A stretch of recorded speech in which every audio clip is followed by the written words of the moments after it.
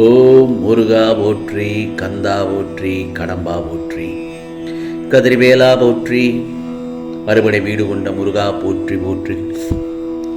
என் செல்ல பிள்ளையே, இன்று செவ்வாயில் இதை நீ கேட்டுவிட்டால் 100 நிமிடத்தில் நீ எதிர்பார்த்தது நிச்சயமாக உன்னை தேடி வரும். இந்த திருச்செந்தூர் முருகப்பெருமான் தருவதை தட்டிவிடாதே. இந்த அழகான காலை பொழுதில் உன் முருகப்பெருமான் உனக்கான ஒரு இனிப்பான செய்தியை கொண்டு வந்துள்ளேன். இந்த பதிவினை முழுமையாக கேள், நான் சொல்வதை முழுமையாக கேள்.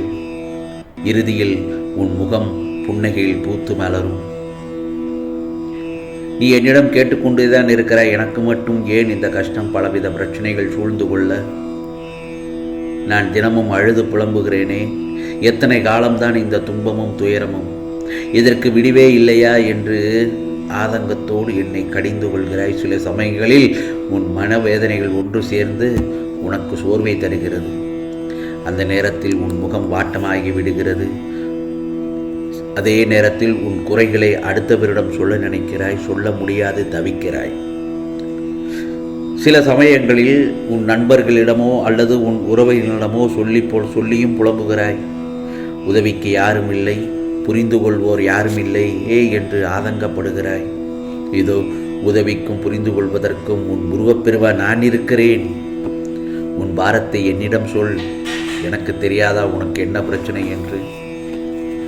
தாங்க முடியாத கஷ்டத்தை என் பிள்ளைக்கு நான் ஒருபோதும் தரமாட்டேன். கொஞ்சம் பின்னோக்கி நினைத்து பாரு, நீ எத்தனை தடைகளை சந்தித்திருப்பாய், எத்தனை சிக்கல்களில் இருந்து மீண்டு வந்திருக்கிறாய் என்று. இந்த இடத்தில் வேறு ஒருவர் இருந்திருந்தால் இந்நேரம் மனம் ஒடிந்து உருக்கிழந்து போயிருப்பான். ஆனால் என் செல்ல பிள்ளை, நீயோ அத்தனை பிரச்சனைகளையும் மனோதைரியத்துடன் எதிர்கொண்டாய். உன்னுடைய புத்தி கூர்மையால் எத்தனையோ சிக்கல்களிலிருந்து நீ வெளிவந்துள்ளாய். இவைகள் யாவும் என்ன தெரியுமா? தடைகள் வரும்போதெல்லாம் பல யுத்திகளை உபயோகித்து அதை தாண்டி வந்துள்ளாய். ஏனென்றால் என் செல்ல பிள்ளை, நீ ஒரு புத்திசாலியான பிள்ளை. நீ ஒரு புத்திசாலி என்ற பலமுறை உன்னை நினைத்து கர்வப்பட்டிருக்கிறேன். ஏனென்றால் உனக்கு வந்த பல சிக்கல்களை தான் உன் பலத்தையே நீ அறிந்துள்ளாய். ஆகவே உன்னால் பலருக்கு பாடமும் புகட்டி உள்ளாய். இத்தனை துன்பங்கள் வந்தாலும் நீ பொறுமையுடனும் நேர்மையுடனும் செயல்பட்டாய். அதான் முக்கியம், பொறுமையுடனும் நேர்மையுடனும் செயல்பட்டாய். இப்போது கூட இந்த முருகப்பெருமான் செய்வார் என்ற நம்பிக்கையில் என் முகத்தையே பார்த்து கொண்டு காத்து கொண்டிருக்கிறாய், அப்படித்தானே? அதனால் தான் இந்த முருகப்பெருமான் சொல்கிறேன், நீ என்னுடைய பிரியமான செல்ல பிள்ளை. இனி என் பிள்ளைகிட்ட துன்பங்கள், துயரங்கள், கஷ்டங்கள், சிக்கல்கள் எல்லாம் போதும். இனி என் பிள்ளைகளின் வாழ்க்கையை பிரகாசமாக மாற்றப் போகிறேன். இனி உன்னுடைய அத்தனை காரியங்களையும் முன்னின்று நடத்தி என் செல்ல பிள்ளையை வெற்றி பாதையில் நடத்தி செல்ல வைக்கப் போகிறேன். இதோ உன் கரங்கள் சேர வேண்டிய இடத்தில் கூடிய விரைவில் சேரும். நீ வளர வேண்டும் என்று ஏங்கி தவித்தது இனி ஆனந்தமாக வளர ஆரம்பிக்கும். சொத்து சுகங்கள் மிக வேகமாக வளரும். உறவுகளும் மக்களும் அதிகமாகுவார்கள். அப்படித்தானே நீ எதிர்பார்த்தாய். ஆகவே நீ உதவி வேண்டி நின்ற காலங்கள் போய் உன்னை நம்பி உன் உதவிக்காக காத்திருப்பவர்களின் எண்ணிக்கை அதிகமாகும். பிறை நிலைவாய் இருந்த உன் வாழ்க்கை இனி பௌர்ணமியாய் ஜொலிக்கப் போகிறது. ஆகவே அர்த்தமில்லாத வாழ்க்கை என்று வருத்தப்பட்டு கொண்டிருந்தாய் அல்லவா? இனி உன் வாழ்க்கை அர்த்தமனமாக போகிறது. அர்த்தமுள்ள வாழ்க்கையாக போகிறது. இனி இல்லை என்ற வார்த்தை உன் வாழ்வில் இல்லை. இதோ என் செல்லப்பிள்ளை, நீ இன்பமயமான வாழ்க்கை வாழப்போகிறாய். ஆகவே நான் சொல்வதெல்லாம் என்ன தெரியுமா? இவையெல்லாம் நடக்கும் என்று எந்த அளவுக்கு நம்புகிறாயோ அந்த வேகத்தில் எல்லாம் நடந்தே தீரும். ஏனென்றால் இந்த முருகப்பெருமானின் வாக்கு என்றுமே பொய்த்ததில்லை. நீ ராஜயோகத்தில் இருக்கப் போகிறாய் என் செல்லமே. நிச்சயம் ஒரு திருப்பம் நடந்து உன் வாழ்க்கையில் அத்தனையும் சேரும். உன் கையில் அனைத்தும் சேரும்படித்தான் இந்த முருகப்பெருமான் உனக்கு நான் வைக்கப் போகிறேன். மேலும் சில நேரங்களில் எப்போதும் உன் மனம் ஓய்வில்லாமல் எதையாவது யோசித்து கொண்டேதானே இருக்கிறது.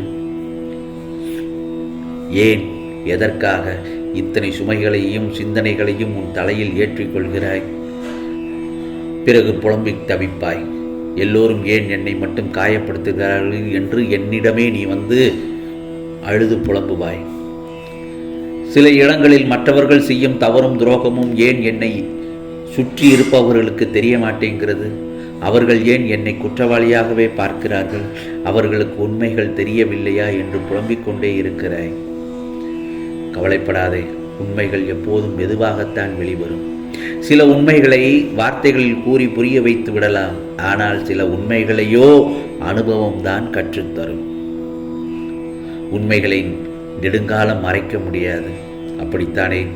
ஆகவே நீ எப்போதும் மற்றவர்களுக்காக யோசி, உதவி செய், அவர்களுக்காக வருந்து பிரார்த்தனை செய், தவறே இல்லை. ஆனால் மற்றவர்களுக்காக வாழாதே. உன் வாழ்க்கையை மட்டும் யோசி, நேசி. உன் வாழ்க்கையை நீ மட்டும்தானே வாழ முடியும். செய்த வினைகளுக்கான கர்மாவை இறைவன் பார்த்து கொள்வார். நீ கடமையை மட்டும் தவறாமல் செய்து கொண்டே வா.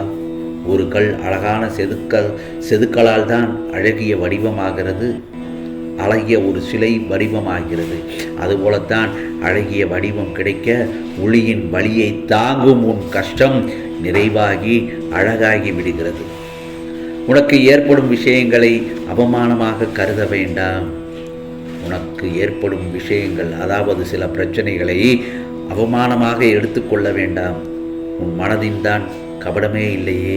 யார் உன்னை ஏமாற்றுகிறார்களோ அவர்களை உன் வாழ்க்கையிலிருந்து தூர வைத்து விடு, அல்லது நீ நகன்று சென்று விடு. எதையும் பொறுத்து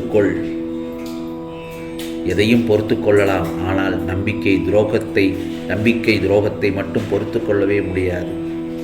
அப்படி செய்த அவர்களுக்கு இந்த முருகப்பெருமான் நிச்சயமாக நல்லதொரு பாடத்தை அவர்களுக்கு போட்டி விடுவேன். நீ எதை பற்றியும் கவலைப்பட வேண்டாம். அதே நேரத்தில் எதையும் வெளிக்காட்டிக்காதே. உனக்கான மிகப்பெரிய சொத்து எது தெரியுமா? உனக்கான மிகப்பெரிய சொத்து உன் நிம்மதி மட்டும்தான். அந்த நிம்மதியை மதிக்காதவர்களுக்காக உன் வாழ்க்கையை செலவிடப் போகிறாயா? வேண்டவே வேண்டாம். ஆகவே உன் முருகப்பெருமான் சொல்வது என்ன தெரியுமா? கடந்த காலத்தை எல்லாம் மறந்துவிடு என்றுதான். கடந்த காலத்தை மறந்துவிட்டு எதிர்காலத்தை இந்த முருகப்பெருமான் கையில் கொடுத்துவிடு. அவற்றை நான் பார்த்து கொள்கிறேன். இந்த நல்லதொரு காலை பொழுதில் உனக்காகத்தான் நான் சொன்னது 100 நிமிடம் கேளு என்று சொன்னேன். ஆனால் உனக்கு 100 நிமிடத்தில் நீ எதிர்பார்த்தது உன்னை தேடி வரும் என்று சொன்னது நிச்சயமாக பலிக்கும். ஏனென்றால் இது திருச்செந்தூர் முருகனின் வாக்கு. நான் தருவதை தட்டிவிட வேண்டாம், பெற்றுக்கொள்ள தயாராக இரு. உனக்கானது எல்லாம் நிச்சயமாக நல்லது நடக்கும். இது முருகனின் அருள் வாக்கு. ஓம் சரவண பவ, ஓம் சரவண பவ, ஓம் சரவண பவ.